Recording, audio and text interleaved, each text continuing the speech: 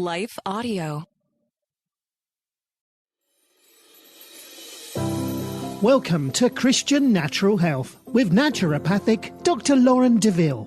Christian Natural Health is the podcast on how to get and stay healthy, God's way.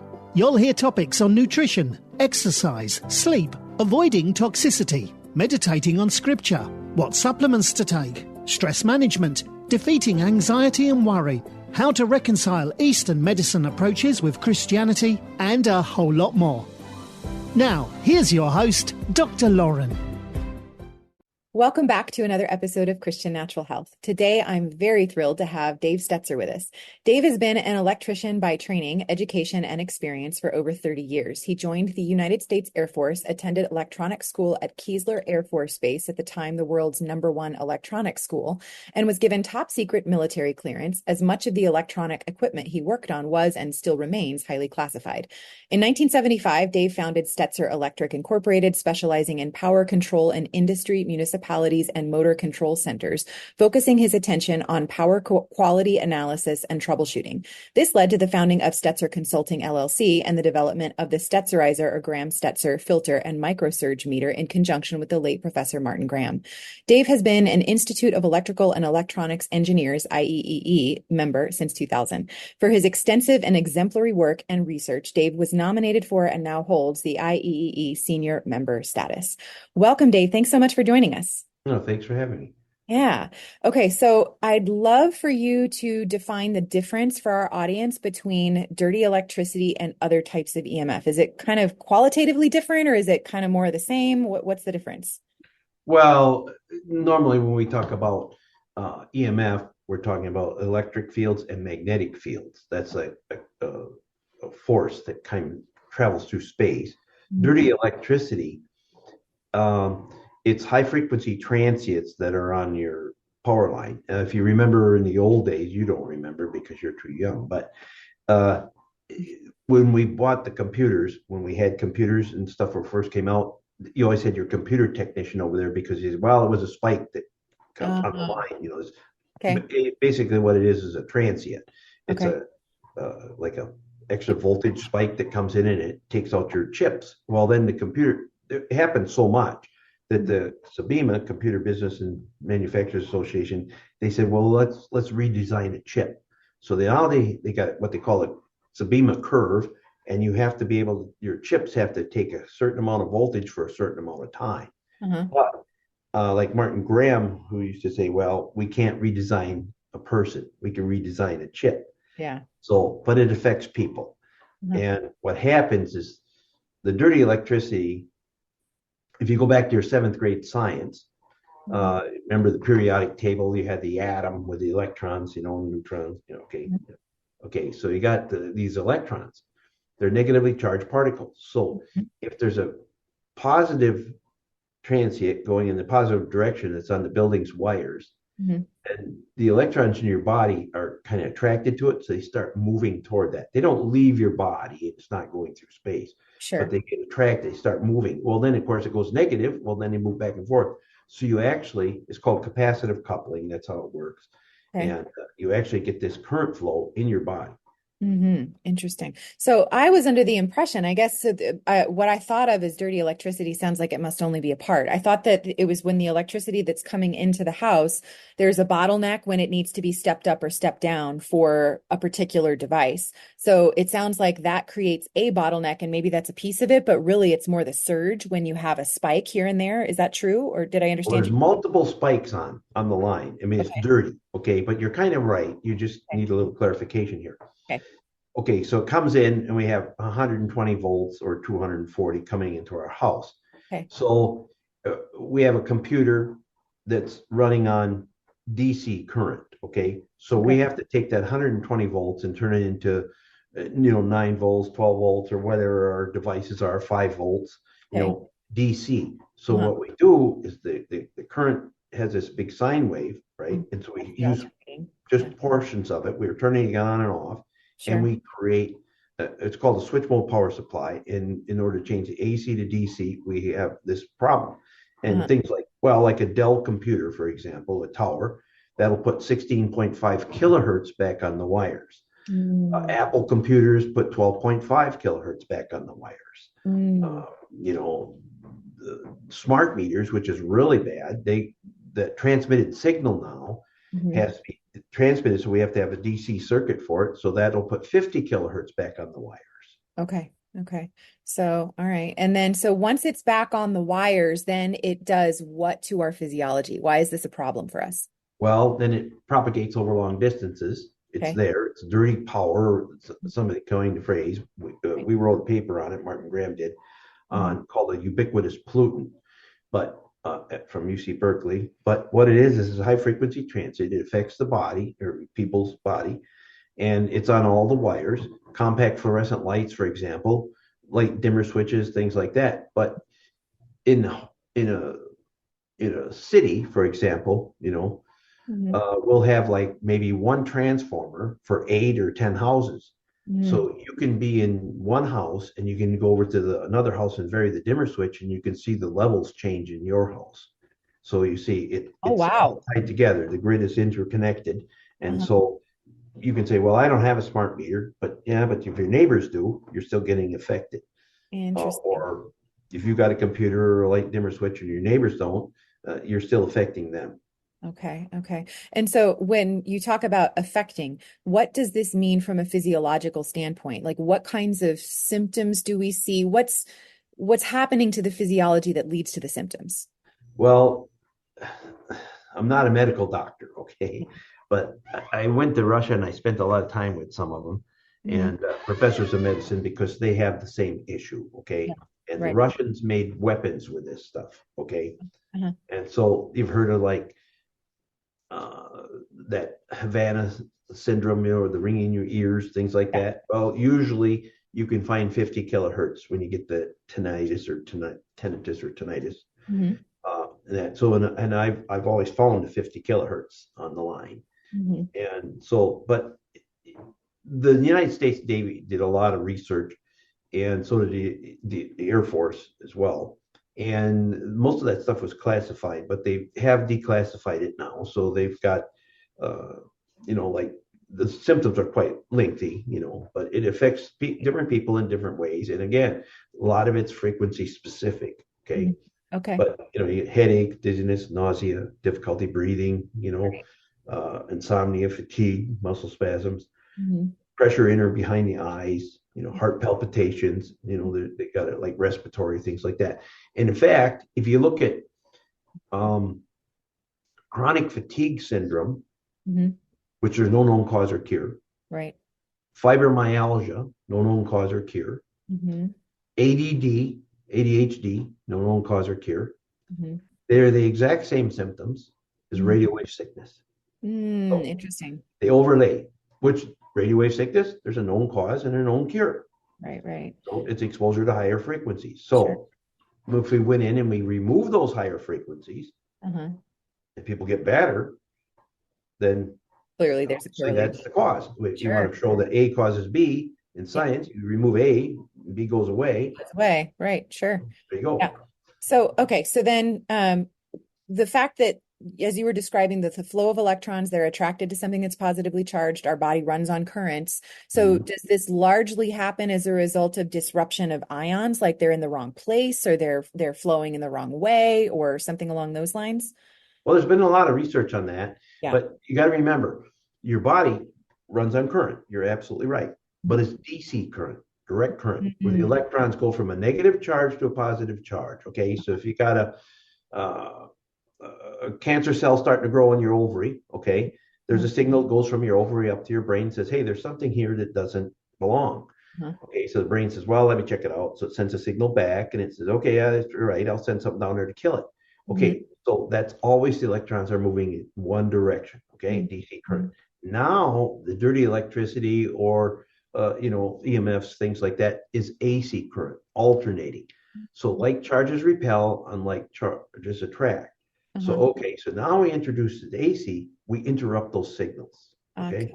Yeah. The other thing that we noticed, okay, and Dr. Sam Milham, who's done some world famous epidemiologist, Mhm. he did some research at the Olympia Washington Library.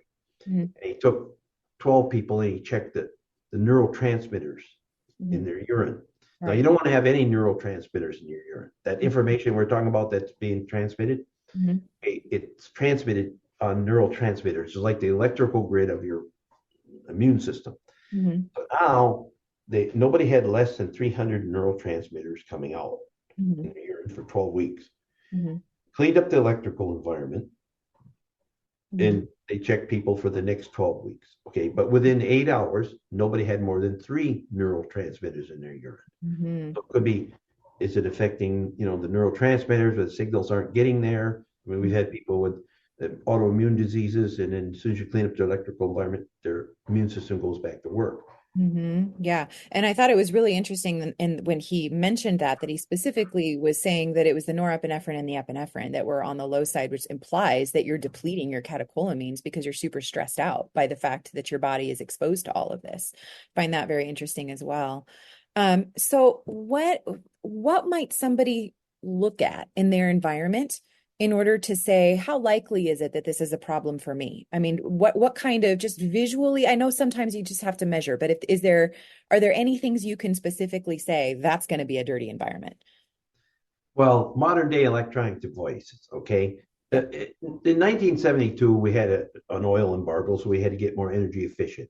So we started using current in a different manner. We started chopping it up. We used variable speed frequency drives. We went energy efficient lighting, things like that. Why? Interesting. Yeah. Okay. So we had to go. Yeah. And so in chopping this up, this sine wave, we created the dirty electricity or higher frequencies. Okay. Oh, wow. Okay. So now we have energy efficient lighting. So if you walk into a building and you're looking, that's a good question. Okay. But where I really, even myself, I'm affected by it. But if I have to go to like schools or office buildings, like a computer lab is the worst place for me, because you're surrounded by all these electronic equipment. People who work in like offices, like I feel sorry for the girls at school, or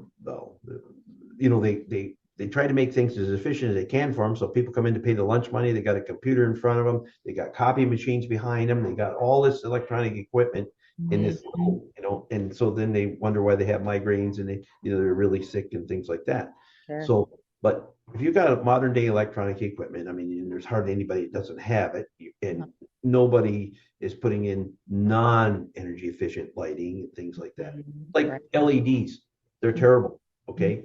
They put 62.5 kilohertz back on every wire in the building. So one question I have is about, traditional quote unquote EMF. So the electric fields and the magnetic fields decrease exponentially as you get away from the source, correct? Like as far as how it's going to affect your body. Yes. So, but dirty electricity is different because it runs on the wires. Is that true? The dirty electricity is on the wire, but it's higher frequency. Okay. So when we're looking at, for example, if you got something that's drawing 2 amps, you might get 4 milligauss if you're just put your Gauss meter right next to it. Okay. Right. But if you move 4 inches away, it drops to 0. Right. But you're looking at the 60 cycle field. So that's like you have a Gauss meter, you're looking at the 60 hertz part, like power line frequency, things like that. Right. But it's sort of like I use an example, an analogy of going to Mexico and drinking the water. And you get sick in Mexico, right? So then you say, well, gee, water makes you sick. But the guy in New York says, I'm drinking, 10 glasses a day and I don't get sick. So who's lying here? Neither one. Right. So that's what Graham and I did is we said, okay, how can this be? So we use an oscilloscope. We always use scopes. And we can it's like a microscope. Okay. So we're saying, hey, wait a minute. This isn't good, clean electricity. There's something on it, these higher frequencies. Okay. And energy is proportionate to frequency. That's Planck's law. It's the same as Ohm's law and all that, right? Yeah. So now we have this high frequency energy that's on the wires, and that can go farther. Okay. Okay. Got it. Farther. There's more energy there. See? And so it's like going back to the analogy, I mean, it's the bacteria. When we looked at the water in Mexico, it was the bacteria that made you sick. Right. That's why for every 10 studies you say, well, power line frequencies make you ill, you'll find 10 studies that says it's inconclusive. Well, I was in Russia and there was a bunch of scientists there and they were arguing because teams did both good research. But then I said, did you save the waveforms? Yes. And so then what they did is they said, okay, they went back and looked at the waveforms. the ones that were crappy or high frequency waveforms, okay, that was conclusive that yes, it causes cancer and it causes all these problems. Mm-hmm. The ones that were clean, the results were inconclusive. So it's like it wasn't really the water that made you sick. It was the water was just a carrier. It was the bacteria that made you sick, and you can put it on a slice of bread and get sick. Yeah. Okay. So it's the frequency and the spikes that are on that. So I'm picturing a sine wave, but then the sine wave has like little jiggles on it. That's the dirty electricity that you're describing, right? Kind of. That's right. Yes. Okay. And All the right. more jiggles, okay, yeah. Okay. then that's the higher the frequency. Oh, I see what you mean. So I was thinking of the actual alternation of the original sine wave, but you that mean happens 60 times per second. Got it. On the 60 times, Okay. there's like you're calling them jiggles. That's fine. Okay. Like little saw teeth. Yep. Those are the spikes. Got it. Okay. So when you're referring to you walk into an office and somebody has tons of electronics all around them, if like let's say they're further away from their power line, so they're not as close to the transformer, I suppose. It is the transformer, right? That silver box that typically does. Okay. So if they're further away from that, and most of the things they have that are plugging into the wall, they're not smart devices, they're just regular plugs. Is that cleaner or not necessarily? Not necessarily, because it isn't what you have. It's what the neighbors have. Whatever. Yeah. Okay. So then we got to measure it. Yeah. Okay. So at that point, that makes the difference. But there's no place that's going to be clean. These days, unfortunately, that seems to be the case. Because, you're affected by your neighbors. The whole grid is dirty. Right. So then when someone is using your microsurge meter, if you were to plug that in and they were to see, so like, let's say you mentioned that the smart meters are dreadful as far as putting dirty electricity on the grid. So if somebody has a smart meter, but they're not measuring particularly high dirty electricity, or does that ever happen? Or is it I've never seen it. Oh, really? Okay. So what constitutes high dirty electricity as far as the microsurge meter is concerned? Okay. The microsurge meter we made because we use an oscilloscope, but they're $5,000 and nobody's going to go buy a $5,000 scope. So what we did is we wanted to make a poor man's oscilloscope. Okay.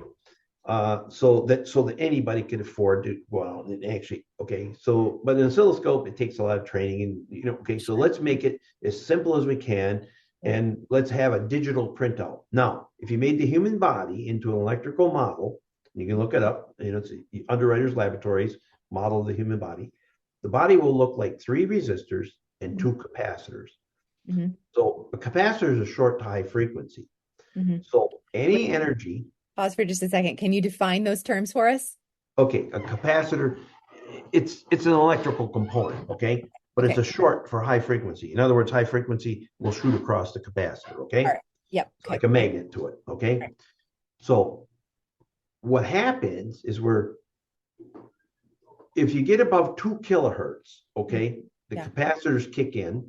You don't have skin anymore, sort of like, on an electrical model, okay? So all the energy above 2 kilohertz dissipates internal to the human body. So we want to be below 2 kilohertz. So if you look at the microsurge meter, it's a curve, but it's not always, but usually below 50 is below 2 kilohertz. Okay. So you want to be below 2 kilohertz, then that energy is not dissipating internal to the human body. So if it's not going internal, it's probably not hurting it. Okay. Okay. So that's where we come with that. Now the smart meter puts 50 kilohertz back on the wires. So that's going to be way above 2 kilohertz, and that meter is going to read, in the hundreds. Got it. Okay. So, and you also, I don't know if it was just you or if it was you and Dr. Martin Graham who created the dirty electricity filters as well. So if somebody then plugs one of those in and their microsurge meter is reading under 50, even if they don't remove the smart meter or the smart TV or all the things, are they okay? Or do they still need to get rid of all those things? No. Just plug it in. Look, okay. In reality, okay. Yeah. Remember I said like a Dell computer, like we'll put 16.5 kilohertz back on the wires? Right. Okay. Dell knows that is exactly what they're putting on. Okay. So they could make a tuned filter and put it right at the right at the computer, right at the switchable power supply. Mm-hmm. And then that would short that out. The same way with Apple could put a 12.5 filter, tune filter. Okay. And so it's like a radio station tuner. Okay. If you want to listen to 104.5 megahertz, you tune your radio to that, and only that signal comes through, and you get a country music station out of Dallas, Texas, for example. Okay. Yeah. So we can make a tune filter for any of those frequencies. See. And so you shouldn't have to buy our filters or anybody else's filters. The manufacturer of this stuff should put it there. But they don't. Light bulb manufacturer, they don't, right? And we went to them. We didn't want to have a product to sell because we thought it took away from our credibility as experts. Sure. And they said, get the heck out of here because it would add $5 to the cost of the computer. Well, at that time, computers were selling for like $3,000. So what the heck is $5 more? Right. So, but yeah, if you want to stay below 50, now, can you have modern day electronic devices and can you use them and use them safely? Absolutely. Yeah. This is an engineering solution to an engineering problem. I see. Okay. I mean, if you're working in the auto industry and you want to build this really super motor or something and but then it's going to run hotter, right? Okay. Well, then let's give it some cooling fins. Right. So we have more surface area and we can dissipate the heat better. I mean, this is like, okay, we have these high frequencies generated from creating AC to DC. Right. Okay, let's put a tune filter in and get rid of it. Okay. So extrapolating that idea of the smart meter that then puts dirty electricity on the wires. What about, so back to the brick chargers or anything that gets plugged into an inverter or anything like that. So if somebody were to, like, let's say, instead of plugging in their phone by their bedside at night, they're going to be really smart and they're going to plug in their charger in the other room. Is that still putting dirty electricity on all of their house wires? I mean, I know it is. Okay. So it's better in the sense that we're not exposed to the electric field and the magnetic field because it's no longer proximate to the head, but you still have that issue. You still have the high frequency. Yes. You can go into your bedroom and plug, our microsurge meter in there, for example, and you can go and have somebody turn on a light dimmer switch and vary it. Now that's not even that's on a total different circuit. That's a lighting circuit, and it can be down in your basement, and you can be upstairs in your bedroom. And then when they vary that circuit, you'll see that number go up and down. Got it. Okay. So, and then on that subject, as far as the dimmers, so the problem, as I understand it with those, is the bottleneck thing again. So as you're getting less, as you're trying to decrease the amount of electricity that's coming in, now you've got more that's dissipating. Am I getting that right? Is that how that works? Kind of? Well, the dirty power that's coming in, you just created more by using a dimmer switch. Okay. So would you create less if you have a dimmer and you don't want to get rid of it? Would you create less if you have it all the way on, or is it just as bad as if you have it like halfway on or barely on? You're correct. Okay. The dimmer you make it, the more chopping of the sine wave you're doing. What I thought. Okay. Now, if you're going to have it, and you absolutely can't get rid of your dimmer switch, you turn it if you got to have it on, turn it all the way up. Okay, it's still going to chop. Even Lutron, who makes the very best dimmer switches usually, they'll still chop 5%. Okay, so you're still chopping, but have it all the way up. I always tell people, why don't you just change the light bulb, or if you really want a mood, light a candle. Right, exactly. Yeah, no, that makes sense. Okay, so along the lines as far as lighting goes, so fluorescent lights are dreadful. If someone has fluorescent lights, but they don't turn them on, like let's say they work in an office building and they don't have control over that. If they just don't turn on the lights above them, is that good enough, or do they have to actually unscrew the bulb? Does it matter? No. If it switches off, you're not chopping the sine wave. Okay, so that's good. Okay, and so what about solar panels? How bad are they and why? Solar panels are really bad. Not the panel, okay? Okay. What's really bad with solar is the inverter. You got to take DC current and turn it into AC. Okay. And so that will put 20 kilohertz or 20,000 cycles on the wires everywhere. There's been all kinds of white papers written on it, and solar does not comply with the IEEE 519. It's where you can't put so much back online. Right. And so this big solar push, and not only does it put it on the ground, on the wires, it puts it on the ground. So even if your neighbor's got solar, your numbers will go really high. Oh my goodness. And it's very bad. And it's 20 kilohertz. Okay. So, and the World Health Organization the Russian government, the Japanese government, they all say that the most biologically active frequencies are between 4 kilohertz and 100 kilohertz. And here we got 20. Oh, and the man. smart meter's 50. And that Dell computer's, 16.5 and 12.5. So you see, that's the kind of doom and gloom part of it. But you can get rid of it, Interesting. Okay, so then if somebody has the Internet of Things, the idea that now you've got smart devices, your fridge is smart and all the various things. First of all, how does somebody know? Is basically everything smart these days if we buy something new? No, okay. I don't see so many smart refrigerators and things like that coming out on the market anymore because so many people are getting sick and complaining and all that. When I'm talking about smart, the smart meter can transmit long distances, okay? But your refrigerator and your stove and the dryer and things like that, your appliances, if you put the smart, so that could talk to these satellites, right? Right. It would be really a lot of power and people would really be sick. So what they did is said, well, let's use low power and we'll send it over to the smart meter, and then the smart meter will boost it up and send it out. Got it. But even then, it's low level radiation, and I know a lot of people are complaining, and I don't see so much of that anymore as far as the transmitting part. And if you do, and it is, I would go in the back, there's on the PC board, it'll say Wi-Fi, and unplug it. On the PC board. Printed circuit board, in the back, yeah. Oh, okay. So you can actually go into those devices and actually unplug the Wi-Fi component. Yeah. Oh, wow. Okay. Just make sure it's unplugged. You don't want it. There's a little printed circuit board on some, and I think there's some YouTube videos out there, something too. It'll say Wi-Fi on the circuit board. Unplug it. Right.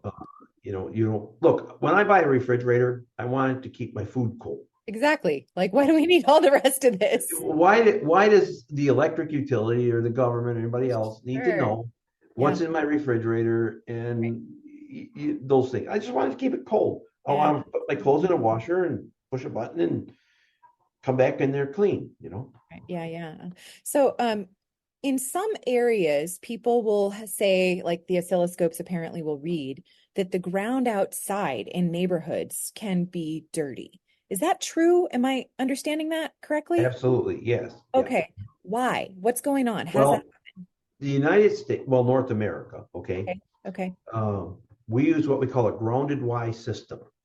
Europe uses an open delta system. Okay, so what it is, you got the substations, and we generate power at the power plant and we send it to a substation. Okay, from the substation, it comes down the line to these transformers here. Okay, so every electron, the power that goes out on the wires in like Europe has to return to the substation, okay, on a wire. Okay? Yeah, okay. It's Kirchhoff's law. For every electron that leaves a node, one has to return. Yep. Okay, so in Europe, what went out on a wire has to return on a wire. If something happens to the wire, the system shuts down. In North America, we didn't do that. What we call a grounded Y system. Okay. All the power that goes out on the wires, right? When it comes back to the substation, it has two paths. One's on what we call a primary neutral wire, and the other one's the ground. And so they drive a ground rod on all the poles, and it helps, take that high frequency current back to the substation. Now, the bad part is that in your house, that ground wire is also bonded to your water pipes. Okay. It's bonded to the ground, that third wire on your outlet, so if you plug in your frying pan, it's got that third prong on, you've just now connected that to the ground. So the ground in 1998, okay, Minnesota Science Advisors and EPRI, Electric Power Research Institute, the electric utility's own research arm, found that 70% of all the current that goes out on the wires returns to the substation via the earth. Wow. Not down in the earth, but on the earth. Okay. So it doesn't, if it's returning on the earth, does it all actually get back there, or does it just dissipate? Yeah. It does. Well, yeah, for every electron that leaves, one has to return. Okay. Yeah, but it has to return to the place it came from? Yep. That's Kirchhoff's law. We can't change the laws of physics. All right. So, all right. So then that's the reason why. And is that the reason why if people buy grounding mats, some people feel awesome and some people feel terrible because their grounding system can be contaminated? Is that the case? Well, in North America, a lot of that grounding mat crap, and I Yeah. call it that, and I don't mind it saying it. Okay, I got the measurements that prove it. Okay, Sure. Yeah, I believe you. but yeah, I can't. And a meter doesn't care; it's binary, Right. ones and zeros. Right. Don't have an opinion. But in Europe, a lot of that research was done in Europe. Okay, now Yeah. the human body, if you're sitting here right now and you're sitting in front of that computer, you're building a charge. I mean, there's electrons in your body. You're going to build up a charge. Is it good to discharge? The answer is yes. Now, people in Europe, they laid on these grounding mats. Well, it had nothing to do with the ground. It had to do with the conductive surface. Okay. And so you get the same amount of electrons on one side as the other. Okay. So, but what happens is they wrote all these papers. They felt better and things like that by laying on these grounding mats. Basically, all they were doing is discharging. It doesn't matter. But in North America, it doesn't work that way because you're actually, would you climb up the pole out, on your electric, in front of your house and hook a wire onto that bottom wire and then bring it in and hook it to a mat and then lay on it? Probably not. Well, that's exactly what you're doing by plugging in just to that third prong on your outlet or drive a ground rod outside and hook to it. So actually, you're connecting yourself to the electric utility's primary neutral wire. So in North America, and that's why people do get sicker from it. Now, why pay $150 for a ground mat? You can take a piece of aluminum foil out of your kitchen cupboard and stand on it for about a minute. Okay, depends on your body shape, and I don't know why. We did research in Russia with these professors of medicine, and if you're a heavier person, okay, you discharge faster than somebody who's smaller and more petite. Okay. But everybody discharged within a minute or so. Okay. So and we have measurement instruments to measure it with. So if you just stand on a piece of aluminum foil, see what happens in your body. This charge is like, remember I told you when you're in dirty power, the electrons move to one side. Okay. Well, then they move back and you get this oscillation. Okay. So that's like a charge and we can measure it. Right. Okay. So now what happens is the electrons move to the atoms on your other side of your body. What happens is too many of them move. Well, now we created holes in the atoms on the other side. So then they move back. Well, too many move, and it keeps on going. Well, if you stand on a piece of aluminum foil, what you did is they don't take going back through like this. They short out, like a capacitor leads, you touch them together, boom. So then what happens, you got the same amount of electrons on one side as the other. So there's nothing to attract them over, So you're discharged. So before you go to bed at night, stand on a piece of aluminum foil for a minute. Hop in bed. You shouldn't be any place charging up. So how is that different? I mean, with the idea of like grounding paint and the things like that, I've or not grounding paint, but shielding paint, I guess I should say. But they say you're supposed to ground that too. If you have... Again, that research, that's a good question. Okay. And the answer is in Europe, they grounded it. Okay. Okay. But the ground people think of the ground like a sponge. Okay. Yeah. So if we drop water on a sponge, we don't see it. So if we can put this signal, these electrons in the ground, right, we never see them again. Well, in Europe, that's one thing. But when we have a grounded wise system, it's not like a sponge. We drop water on it. It's like dropping water on a brick. We put it on there. We got water to deal with. Okay. But in North America, if you ground that paint, so you painted this wall with this, or conductive paint, and then you ground it. What you did is you made yourself a big satellite dish, and now you connect it to high frequencies because the ground is full of these high frequencies. Which is that's so you're not bleeding anything off. You're sucking it in, and now you're going to stay in that house. Okay. So it's the exact same issue with the grounding mat. Same thing. It's just you basically you're an antenna. Okay. So if you have something that's just a shield, like a Faraday cage, for example, that doesn't have to be grounded. That's just blocking, right? Right. It reflects. Yes. Okay.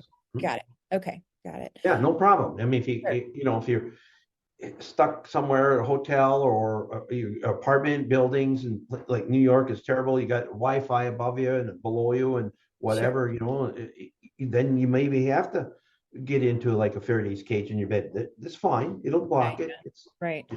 Yeah, and I've heard debates on that as well, like those the netting that goes over the bed, for example, and they're incredibly expensive. But some say that you feel worse if you don't ground it. Now it sounds like you feel worse if you do ground it. That makes more sense go to by me. your meter. Okay, you put a meter in there, and you go by the meter. A lot of people put them over their bed, okay, but they don't do anything with the floor underneath.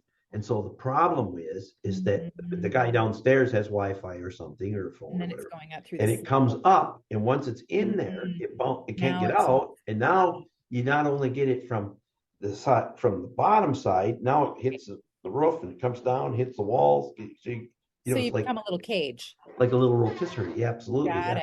Okay. Can make it worse. So you go by your meter. Yeah. Like I said, meters don't have opinions. Sure. And that sounds like it would be more of an issue if you're on the second or higher floor, but if you're on the ground, that shouldn't be an issue, right? No. Theoretically. Okay. Theoretically. Just making sure. No. Okay. And then, so as far as not the meters, the filters are concerned. So my understanding is sometimes when you plug those in, you can actually create a little magnetic field in that general vicinity. Am I understanding that right?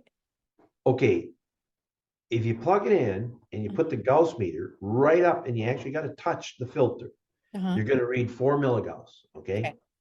If you pull it away 4 inches, it will drop to 0. Okay. So nobody's 4 inches away from the wall. I mean, sure. If you are, move something. So you're not. No. But so then anything that draws current is going to have a magnetic field. Right. So if you got a lamp plugged in, you're going to get just as much or more. If you got anything like that plugged in, you're going to get, anytime you turn on a light bulb, you're going to have a magnetic field. And what if somebody has faulty wiring in their house? Will that make a difference as far as how the filters work? Okay. I've heard that a lot. Okay. And usually it's the building biology that people that find this wiring errors, they call it. Well, I'm a member of the IEEE. I've been in business 50 years. I've never seen it. None of my colleagues have ever seen it, anything like that. Now, we had to create, we did it in the lab, okay? And what they're defining as a wiring error is if you got a light bulb over here and the hot wire comes and then it's supposed to be running back, like Romike's wire has a black wire and a white wire. Well, okay, it comes out on the black wire, the current goes through the light bulb, and then it goes back on the white wire. Well, they're saying, well, we disconnect this white wire and we hooked it to another white wire that's over across the room somewhere. Right. Well, first of all, it's against the code. It's against it. No electrician would ever do that or something like that. Oh, well, they find it all the time. And then there's a guy that will come and straighten it out for you for $5,000. Well, okay. But really seriously, I've never seen it. Sure. I haven't, nor any of my colleagues or anything like that. And we've had building inspectors and electrical inspectors for years, and they would never, and there's a rough-in inspection, and nobody would, but if you went ahead and somebody really did do that, it wouldn't be the filter. When you plug the filter in, you're saying, well, we got this great big magnetic field. It wouldn't matter what you plugged in. A 60-watt light bulb would do the same thing with if you had your house wired wrong. So it has nothing to do. In other words, if you're okay in the house now and it isn't, there isn't any problems and that when you put the filters in, isn't going to make any difference than if you had a light bulb plugged in. Got it. Okay. So you'd still have a massive electric field just by the fact that your hot wire and your neutral were separated from each other, regardless. Yeah. When you separate them, then you get a magnetic field because the wires are normally laying next together, like you got Romax or BX or however your whole anything is wired. You got to have a wire that takes the hot wire out, and you got to have a neutral that takes the current back. Well, they're always right next to each other, so they're always out of phase with each other. So when one's going positive, the other one's maximum negative. Okay, so they cancel each other. The closer they are, the more the better it is. Okay, so they're insulated and they're real close together, and the field's canceled, so you really won't get much of anything. Now, when you come to the box, of course, then you're separating them a little bit, because you get one side of the outlet and the other side of the outlet. So then you can get a little bit more. You'll get, right. Which is part of the reason why when you put your Gauss meter right up into your electrical box, you got to go right up next to it. Yeah. But then you drop back and it drops off. Sure. Okay. Makes sense. All right. So for people who are listening and feeling overwhelmed, what are some basics, like small changes that people can make if they don't necessarily have a strong reason to think this is a huge issue for them? How can they protect themselves without moving off grid at this point? What are some Well, suggestions? actually, moving off grid can make things worse because usually you got solar, and that's bad. Oh, interesting. Okay. But there's nobody that's not affected by it. People Right. say, well, it doesn't bother me. Well, yeah, but there's nobody, Probably. and I think they said once 5% of the population is, and I've heard 8%. I think everybody's affected by it. It's just that you're not making that Different connection. levels. Okay? Yeah. Yeah, because nobody's Superman.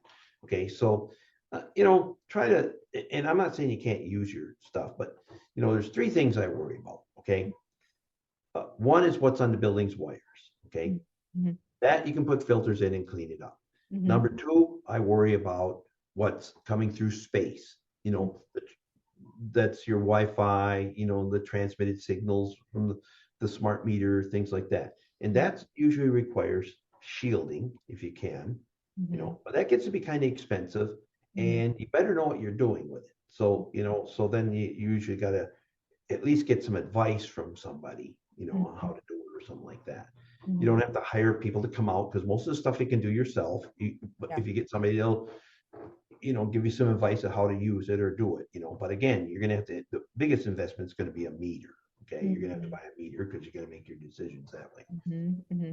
So what's coming, through space, what's coming on the wires, and then what's on the ground. Mm-hmm. And really, you have no control over, or very little control over what's on the ground. That's an electric utility issue. But now if you have copper piping, for example, and you're getting huge magnetic fields off the pipes, you can cut the pipe, say 2-3 feet of it when it comes into the house, put a piece of plastic in there and spool it. I had to do that to my house, Yeah. and it'll reduce the amount of exposure you have as far as contact current. Got it. And remember, there's something called contact current. And the National Institute of Health and Environmental Sciences did research in numerous well-programmed studies. They found that 18 microamps will cause cancer in numerous well-programmed studies. Wow. So that would mean if you went between the sink and the floor with a little voltmeter, you'd only have to measure 9 millivolts. And then you would be exposed to 18 microamps. So, wow. So I worry about what's on the ground too. So you want to reduce that as much as you can. Sure. So, and you mentioned get some advice. Where do people find like a professional who might be able to help them with this? Well, there's people out there. I mean, my phone never stops ringing. They can call here. We have qualified people, and I don't know. We haven't charged anybody for devices or for advice yet. Right. Yeah. So I mean, we did it to make people get better, not to make money. Right. Yeah. But there's shielding material that you can buy that's, looks like aluminum foil. And it's, like, I think it's $5. It comes on a roll, like 4 feet high. And so then for $15, you can block it. You got to think about like a mirror, but you can put it on the backside of the smart meter, because that puts a huge burst of energy every 20 seconds back into, all directions. Right. Well, if you put that behind the smart meter, okay, then it hits that and it reflects it back out. And now some people sell these, like, it looks like a cage that goes over the smart meter. Yes. Yeah. Yeah. Well, they go out in the yard and they say, look, we got, 1,500 microwatts per meter squared. Now we put the cage on, it went down to 900. It really did. But there was no less radiation, okay? But it gets reflected back into the house. They only covered the outside of the meter. Oh, right. See, we don't live out in the yard. You got to, their meter's right, but look, I want to go take the measurements in where we live. They're going to go on the other side of the wall. Yeah. Yeah. And you're going to find that it takes it right back. So put something on the back side of the meter and reflect it out away. Sure. Well, if your smart meter is on top of your electrical box, which is metal, doesn't that do it? Or do they still need something else on that it doesn't? No, the metal, it'll go right through the metal. Radiation, yeah. Yeah, okay. So yeah, I was thinking, I guess it depends on the type of metal because aluminum foil is blocking. Okay, when I'm talking about foil, well, here, I have this a sample here, but you can see this foil, okay? But if you cut it and you looked at it from the end, there's like a material in it. If you really look close, maybe you can kind of see the weaving. Oh yeah. There's actually a material or a webbing in there, and so they got like a foil. They got a layer of resin, then they put a layer of this material, and then they put a layer of foil on it, so it gets to be like a heavy duty foil. But then what it does is it reflects it right out. Okay, so it isn't like tin foil in your house, because it might help a little bit, but mostly it's going to go through it. Okay, so but it is the aluminum that's actually reflective, correct? Yes. Yeah, okay, so that's the material. This stuff, and then see what happens, the radiation. It's like a screen, this material, Yeah. And so when it hits that, it kind of bounces around in there, see? And you got another foil on the other side of it that kind of then puts it out. That's like we used to have screen rooms in the military when we tuned transmitters and things, Yeah. It was like copper screen, and then the size how far the screen was apart. But it hits it and it bounces around and it's gone. Got it. Okay. Awesome. So what have I not asked you that you think is important to leave with our audience? I don't know. You're pretty good. Okay. Awesome. Well, where can people go to learn more about you? Well, you can go to StetzerElectric.com, and you can call me, and I'll call you back. I mean, I'm on the phone quite a bit, but there's nobody that I haven't called back. So even if we have real people that answer the phone, so we don't have machines. Not that we're old fashioned, we're kind of old fashioned that way, because I don't like talking to machines, and who does? Most people don't. So right. Somebody's going to answer the phone, and they're either going to patch you through to me or Adam or Marie or Larry or somebody, whoever you want. And sometimes I'm on the phone with somebody, but I always return my calls. It might not be right that minute, but you'll get a call back the very day you call. Awesome. I will link to that in the show notes. And thank you so much. This has been extremely informative. I really appreciate your time. It's kind of like I said, everybody's affected by it.